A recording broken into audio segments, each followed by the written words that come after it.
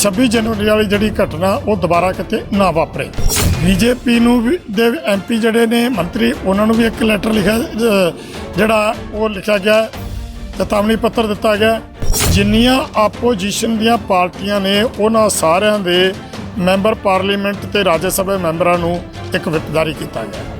संयुक्त किसान मोर्चे वालों जो तुहानूं हदायतां कीतियां गईयां इन्हां ते पैरा ना दिता ते आउण वाले समय 'च तुहाडा भी उही हाल होएगा जो बीजेपी लीडरां दा हो रहा है। किसान आगू बलदेव सिंह सिरसा ने संयुक्त किसान मोर्चे की अगली रणनीति सांझी की है ते नाल ही सिरसा ने किसानां नूं अपील की है कि भाजपा आगूआं दा विरोध जारी रखना है पर अजे कोई कार्रवाई नहीं करनी जिस नाल भाजपा नूं किसानां ते संगीन मामलिਆਂ ਦੇ तहत परचे दर्ज करन दा बहाना मिले। सिरसा ने चोणां बारे भी अपना प्रतिक्रम दिता है कि साडा चोणां लड़न दा कोई इरादा नहीं, असीं जिस मकसद नूं लैके ये अंदोलन चला रहे हैं उसे ते ही केंद्रित रहना है। वाहिगुरू जी का खालसा वाहिगुरू जी की फतेह। संयुक्त किसान मोर्चे वालों जो 3 खेती विरोधी कानून रद्द कराउण लई MSP पूरे भारत 'च लागू कराउण लई लंबे समय तो करीब 8 महीने हो चले ने, जो कि असी दिल्ली के 4 सफेरे बार्डर से धरने ला के बैठे हैं और केंद्र सरकार के नाल 11 मीटिंगां भी हुई लेकिन कोई सिट्टा ना निकलिया और 22 जनवरी तो लैके उस तो बाद कोई गलबात सरकार के नाल नहीं हुई। और ये भी दसना बनता है कि 2 महीने पहला असी इस तो रेलवे पंजाब दे विच रेलवे ट्रैकों पर भी बैठे रहे पर सरकार के कंन ते जूं नहीं सरक रही, जिस करके संयुक्त किसान मोर्चे ने एक फैसला किया है कि जो पार्लीमेंट सैशन जिहड़ा कि मानसून चल रहा है इस दे चलदियां संयुक्त किसान मोर्चे वालों पार्लीमेंट हाउस नूं हर रोज़ 200 बंदियां दा जत्था इत्थों जाया करेगा और वो जंतर मंतर तक पहुँचेगा, उत्थे जाके अपनी गलबात जिहड़ी आ वो रखेगा। और ਇਹਦੇ ਵਿੱਚ ਇਹ ਦੱਸ ਦਈਏ कि इस वारी असी ये प्रोग्राम बनाया कि ਜਿਹੜੇ 200 आदमी जाने ने वो केवल किसान जथेबंदियां दे ਜਿਹੜੇ वर्कर ने ਉਹੀ होणगे और ਉਹਨਾਂ ਦੇ ਗਲਾਂ ਦੇ ਵਿੱਚ पहचान पत्र भी होणगे।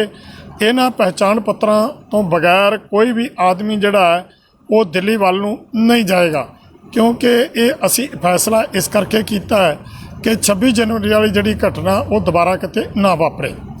और ये भी दस दिए कि ये पार्लीमेंट सैशन जिहड़ा शुरू होण जा रहा इहदे विच बीजेपी नूं भी दे MP जिहड़े ने मंत्री उन्हां नूं भी एक लैटर लिखा जिहड़ा वो लिखा गया, चेतावनी पत्र दिता गया। और इहदे नाल एक जिन्नियां आपोजिशन दीयां पार्टियां ने उन्हां सारियां दे मैंबर पार्लीमेंट ते राज्य सभा मैंबरां नूं एक विप जारी किया गया, जिहदे विच ये उन्हां नूं कहा गया है कि जो ये मानसून सदन चलना है ਇਹਦੇ ਵਿੱਚ जिन्ने भी आपोजिशन पार्टियां दे MLA राज्य सभा मैंबर ने वो अपनी एक जिम्मेवारी निभाते हुए सरकार नूं मजबूर कर देण कि वो किसानां दी गल जिहड़ी आ वो सुने और जिहड़े ये खेती विरोधी कानून ने ये रद्द करे। और उन्होंने ये भी कहा गया कि तुसी जिन्ना चिर सरकार इस पासे ध्यान नहीं देंदी, तुहाडी गल नहीं मनदी ते तुसी जिहड़ा है वो पार्लीमेंट का कोई भी काम नहीं चलन देना। मान लो जे तुहानूं पार्लीमेंट हाउस चों वो बाहर भी कढ देने तो दोबारा फिर जाके तुसी इहो ही काम करना। और ये भी गल कही गई है कि जेकर तुसी वाकआउट करके बाहर जाते हो तो फिर भी ये समझा जाएगा कि तुसी सरकार की हमायत कर रहे हो, क्योंकि जदों वाकआउट करके कोई बंदा बाहर जाता है तो उस तो ये होंदा है कि वो सरकार जिहड़ी आ अपनी मनमर्जी के नाल फैसले कर लैंदी आ। इस करके ये उन्होंने विप जारी जिहड़ा किया गया। और ये भी गल कही गई है कि जे तुसी ये अपनियां जिम्मेवारियां संयुक्त किसान मोर्चे वालों जो तुहानूं हदायतां कीतियां गईयां इन्हां ते पैरा ना दिता तो आउण वाले समय 'च तुहाडा भी उही हाल होएगा जो बीजेपी लीडरां दा हो रहा है। और अगली गल ये भी कर दईए कि जिस तरह अज पंजाब दे विच बीजेपी लीडरां वालों हरियाणे दे विच जिहड़े आम लोकां दे ਮਨੋਭਾਵਨਾ ਨੂੰ ਭੜਕਾ ਕੇ ਉਹਨਾਂ ਦੇ ਖਿਲਾਫ ਤਰ੍ਹਾਂ ਤਰ੍ਹਾਂ ਦੀ ਭਾਸ਼ਾ ਵਰਤ ਕੇ ਚੈਲੰਜ ਕਰਕੇ ਇਹ ਗੱਲ ਕਹੀ ਜਾਂਦੀ ਆ ਕਿ ਅਸੀਂ ਮੀਟਿੰਗ ਕਰਾਂਗੇ, ਅਸੀਂ ਪ੍ਰੈਸ ਕਾਨਫਰੰਸ ਕਰਾਂਗੇ, ਤੁਹਾਡੇ 'ਚ ਹਿੰਮਤ ਹੈ ਤਾਂ ਰੋਕ ਕੇ ਵਿਖਾਓ। ਸਾਡੇ ਜਿਹੜੇ ਕਿਸਾਨ ਵੀਰ ਨੇ ਉਹ ਸੰਯੁਕਤ ਮੋਰਚੇ ਵੱਲੋਂ ਕੀਤੇ ਫੈਸਲੇ ਦੇ ਮੁਤਾਬਕ ਉਹਨਾਂ ਦਾ ਵਿਰੋਧ ਕਰਦੇ ਆ।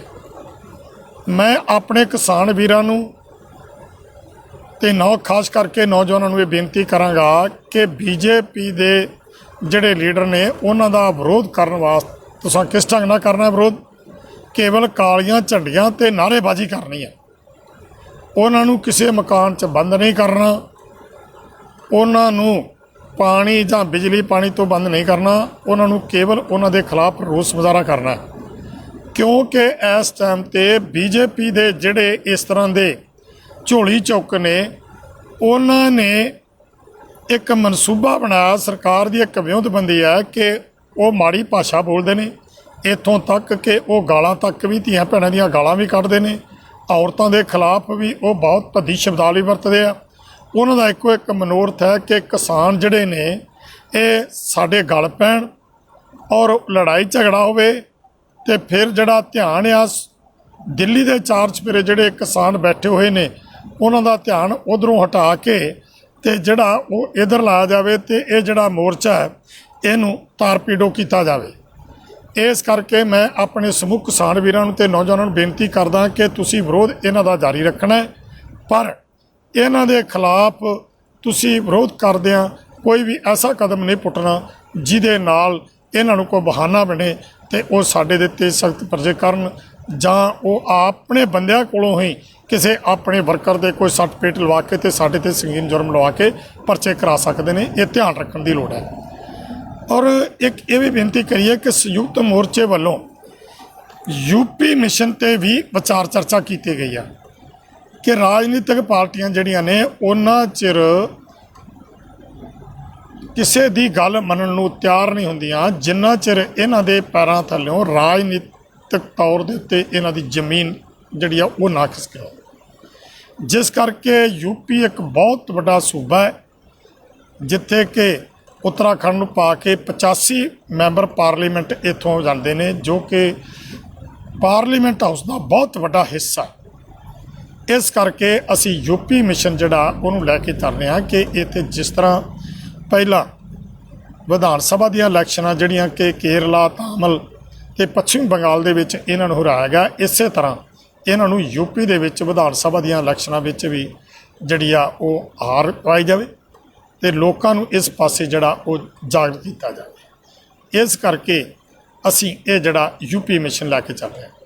ਇੱਕ ਗੱਲ ਹੋਰ ਹੈ ਕਿ ਅੱਜ ਵੀ ਮੇਰੇ ਕੋਲ ਫਤਿਹਗੜ੍ਹ ਸਾਹਿਬ ਤੋਂ ਬਹੁਤ ਜਿਹੜੇ ਸੁਹਿਰਦ ਆਦਮੀ ਨੇ, ਚੰਗੇ ਸੂਝਵਾਨ ਨੇ, ਉਹ ਆ ਕੇ ਬੈਠੇ ਅਤੇ ਉਹਨਾਂ ਦੇ ਨਾਲ ਵਿਚਾਰ ਚਰਚਾ ਹੋਈ ਅਤੇ ਉਹ ਕਹਿਣ ਲੱਗੇ ਵੀ ਜਿਹੜੀਆਂ ਆਉਣ ਵਾਲੀਆਂ ਪੰਜਾਬ ਦੀਆਂ ਇਲੈਕਸ਼ਨਾਂ ਨੇ ਇਹਨਾਂ ਦੇ ਵਿੱਚ ਵੀ ਤੁਸੀਂ ਭਾਗ ਲਓ। ਮੈਂ ਉਹਨਾਂ ਨੂੰ ਬੇਨਤੀ ਕੀਤੀ ਕਿ ਸਾਡਾ ਜਿਹੜਾ ਘੱਟੋ ਘੱਟ ਪ੍ਰੋਗਰਾਮ ਲੈ ਕੇ ਜਿਹੜਾ ਸਾਡਾ ਫੈਸਲਾ, ਅਸੀਂ ਇਕੱਠੀਆਂ ਜਥੇਬੰਦੀਆਂ ਹੋ ਕੇ ਚੱਲੀਆਂ, ਸਾਡਾ ਕੇਵਲ ਫੈਸਲਾ ਇਹ ਆ ਕਿ ਅਸੀਂ ਖੇਤੀ ਵਿਰੋਧੀ ਕਾਨੂੰਨ ਰੱਦ ਕਰਾਉਣੇ ਆ ਅਤੇ MSP ਜਿਹੜੀ ਆ ਪੂਰੇ ਭਾਰਤ 'ਚ ਲਾਗੂ ਕਰਾਉਣੀ ਆ। ਆਦਿ ਜਿਨ੍ਹਾਂ ਨੂੰ ਅਸੀਂ ਲੈ ਕੇ ਪਹਿਲਾਂ ਚੱਲੇ ਹਾਂ ਉਹਨਾਂ ਮਸਲਿਆਂ 'ਤੇ ਹੀ ਅਸੀਂ ਜਿਹੜਾ ਉਹ ਕੇਂਦਰਤਾ। ਔਰ ਉਹਨਾਂ ਨੂੰ ਇਹ ਗੱਲ ਕਹੀ ਕਿ ਜੇ ਅੱਜ ਅਸੀਂ ਇਹ ਅੰਦੋਲਨ ਨੂੰ ਛੱਡ ਕੇ ਇਲੈਕਸ਼ਨਾਂ ਵੱਲ ਜਾਂਦੇ ਹਾਂ ਅਤੇ ਇਹ ਜਿਹੜਾ ਅਸੀਂ ਪਹਿਲਾਂ ਫੈਸਲਾ ਕੀਤਾ ਉਹਦੀ ਉਲੰਘਣਾ ਹੋਵੇਗੀ। ਲੋਕਾਂ ਨਾਲ ਅਸੀਂ ਵਾਅਦੇ ਕੀਤੇ ਆ, ਔਰ ਦੂਸਰਾ ਸਰਕਾਰ ਸਾਨੂੰ ਪਹਿਲਾਂ ਹੀ ਬਦਨਾਮ ਕਰਦੀ ਸੀ ਕਿ ਇਹ ਜਿਹੜੇ ਲੋਕ ਨੇ ਇਹ ਕਿਸਾਨ ਨਹੀਂ, ਇਹ ਰਾਜਨੀਤਿਕ ਨੇ, ਇੱਕ ਉਹਨਾਂ ਨੂੰ ਕਹਿਣ ਦਾ ਮੌਕਾ ਮਿਲੇਗਾ। ਦੂਸਰਾ ਕਿ ਅਸੀਂ ਜਿਹੜੇ ਵੱਖ-ਵੱਖ ਵਿਚਾਰਧਾਰਾ ਦੇ ਲੋਕ ਸਾਡਾ ਆਪਸੀ ਵੀ ਫਰਕ ਪੈ ਸਕਦਾ। ਜਿਸ ਕਰਕੇ ਸਾਡਾ ਇੱਕੋ ਇੱਕ ਮਿਸ਼ਨ ਹੈ ਕਿ ਅਸੀਂ ਜਿਸ ਮਕਸਦ ਨੂੰ ਲੈ ਕੇ ਇਹ ਅੰਦੋਲਨ ਚਲਾ ਰਹੇ ਹਾਂ ਉਸੇ 'ਤੇ ਹੀ ਕੇਂਦਰਿਤ ਰਹਿਣਾ। ਸਮਾਂ ਆਉਣ 'ਤੇ ਜਦੋਂ ਆਏਗਾ ਕੋਈ ਸਮਾਂ, ਹਾਂ ਜੇ ਕਿਸੇ ਨੇ ਕੋਈ ਇਲੈਕਸ਼ਨ ਲੜਨੀ ਆ, ਜਿਸ ਤਰ੍ਹਾਂ ਅੰਨਾ ਹਜ਼ਾਰੇ ਦਾ ਉਸ ਟਾਈਮ 'ਤੇ ਅੰਦੋਲਨ ਚੱਲ ਰਿਹਾ ਸੀ ਅਤੇ ਕੇਜਰੀਵਾਲ ਜਿਹੜਾ ਸੀ ਉਹ ਉਹਦੇ ਵਿੱਚੋਂ ਵਾਕਆਊਟ ਕਰਕੇ ਅਤੇ ਉਹ ਦਿੱਲੀ ਦੀਆਂ ਇਲੈਕਸ਼ਨਾਂ ਲੜੀਆਂ। ਇਸ ਤਰ੍ਹਾਂ ਕੋਈ ਇਲੈਕਸ਼ਨਾਂ ਲੜਨੀਆਂ ਚਾਹੁੰਦਾ ਅਤੇ ਉਹ ਅਸੀਂ ਇਹ ਬੇਨਤੀ ਕਰਾਂਗੇ ਕਿ ਚੱਲਦੇ ਅੰਦੋਲਨ ਦੇ ਵਿੱਚ ਕੋਈ ਵੀ ਇਸ ਤਰ੍ਹਾਂ ਦੀ ਕਾਰਵਾਈ ਨਹੀਂ ਕਰਨੀ ਚਾਹੀਦੀ। ਅੰਦੋਲਨ ਜਿੱਤਿਆ ਜਾਵੇ, ਉਸ ਤੋਂ ਬਾਅਦ ਜਿਹਦਾ ਵੀ ਕਿਸੇ ਦਾ ਜੀਅ ਕਰਦਾ ਹੈ ਉਹ ਇਲੈਕਸ਼ਨ ਲੜ ਸਕਦਾ ਜਾਂ ਕਿਸੇ ਦੀ ਸਪੋਰਟ ਕਰ ਸਕਦਾ ਹੈ। ਪਰ ਫਿਲਹਾਲ ਇਹ ਨੇ, ਜਦੋਂ ਉਹਨਾਂ ਦੇ ਨਾਲ ਜਿਹੜੇ ਫਤਿਹਗੜ੍ਹ ਸਾਹਿਬ ਤੋਂ ਸੱਜਣ ਆਏ ਸਨ, ਉਹਨਾਂ ਨਾਲ ਜਦੋਂ ਗੱਲਬਾਤ ਕੀਤੀ ਤੇ ਸਾਰੀ ਗੱਲਬਾਤ ਕਰਨ ਤੋਂ ਬਾਅਦ ਉਹ ਸਹਿਮਤ ਹੋਏ ਕਿ ਵਾਕਈ ਇਹ ਗੱਲ ਠੀਕ ਹੈ ਕਿ ਜਿਹੜਾ ਤੁਸੀਂ ਫੈਸਲਾ ਕੀਤਾ ਹੋਇਆ ਹੈ, ਜੇਕਰ ਅੱਜ ਉਸ ਫੈਸਲੇ ਦੀ ਉਲੰਘਣਾ ਕਰਦੇ ਜੇ ਤੇ ਲੋਕ ਤੁਹਾਡੇ ਤੋਂ ਨਾਰਾਜ਼ ਹੋਣਗੇ।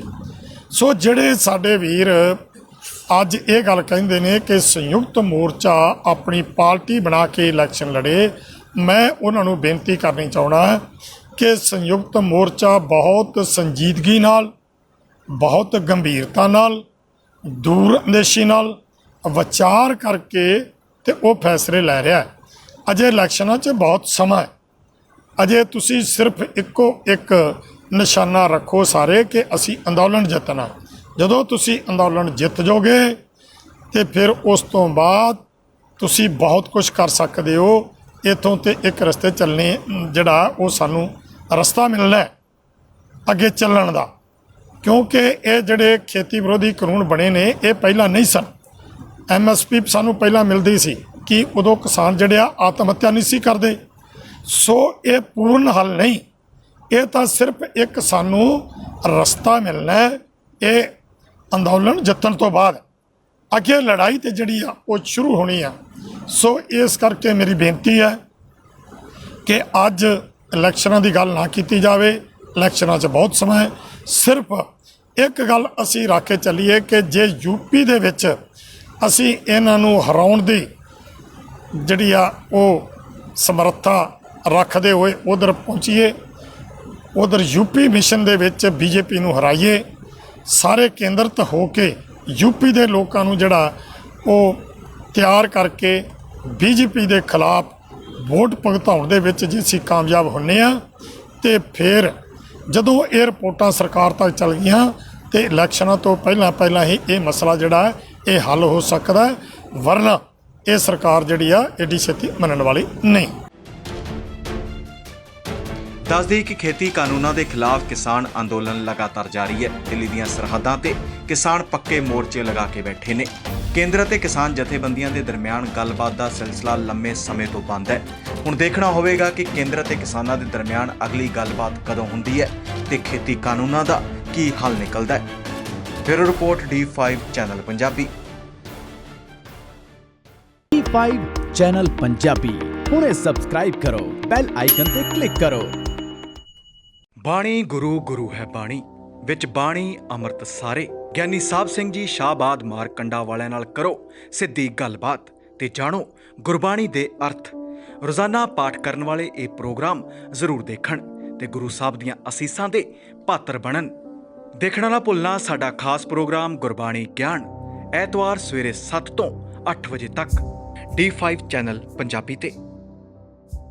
ਗੁਰੂ ਦਾ ਬੰਦਾ ਬਾਬਾ ਬੰਦਾ ਸਿੰਘ ਬਹਾਦਰ ਜੀ ਵੱਲੋਂ ਵਸਾਏ ਪਿੰਡ ਅਕਾਲਗੜ੍ਹ 'ਚ ਇਤਿਹਾਸਕ ਗੁਰਦੁਆਰਾ ਸਾਹਿਬ 'ਚ 19 ਜੁਲਾਈ ਨੂੰ ਸਵੇਰੇ 10 ਵਜੇ ਤੋਂ 1 ਵਜੇ ਤੱਕ ਮਹਾਨ ਗੁਰਮਤ ਸਮਾਗਮ ਕਰਾਏ ਜਾ ਰਹੇ ਨੇ। ਇਸ ਦੌਰਾਨ ਗੁਰਮਤ ਦੀਵਾਨ ਸ਼੍ਰੀਮਾਨ ਸੰਤ ਬਾਬਾ ਸੁਖਵਿੰਦਰ ਸਿੰਘ ਜੀ ਟਿੱਬੇ ਵਾਲਿਆਂ ਵੱਲੋਂ ਸਜਾਏ ਜਾਣਗੇ। ਇਸ ਸਮਾਗਮ ਵਿੱਚ ਬਾਬਾ ਬੰਦਾ ਸਿੰਘ ਬਹਾਦਰ ਜੀ ਦੀ 10ਵੀਂ ਪੀੜ੍ਹੀ ਵਿੱਚੋਂ 10ਵੇਂ ਵੰਸ਼ਜ ਸੰਤ ਬਾਬਾ ਜਤਿੰਦਰਪਾਲ ਸਿੰਘ ਜੀ ਸੋਢੀ ਵਿਸ਼ੇਸ਼ ਤੌਰ ਤੇ ਪੁੱਜ ਰਹੇ ਨੇ। ਗੁਰਦੁਆਰਾ ਪ੍ਰਬੰਧਕ ਕਮੇਟੀ ਅਤੇ ਪਿੰਡ ਦੀ ਪੰਚਾਇਤ ਵੱਲੋਂ ਬੇਨਤੀ ਹੈ ਕਿ ਇਲਾਕਾ ਨਿਵਾਸੀ ਧਾਰਮਿਕ ਦੀਵਾਨ ਵਿੱਚ ਪੁੱਜ ਕੇ ਗੁਰੂ ਘਰ ਦੀਆਂ ਖੁਸ਼ੀਆਂ ਪ੍ਰਾਪਤ ਕਰਨ।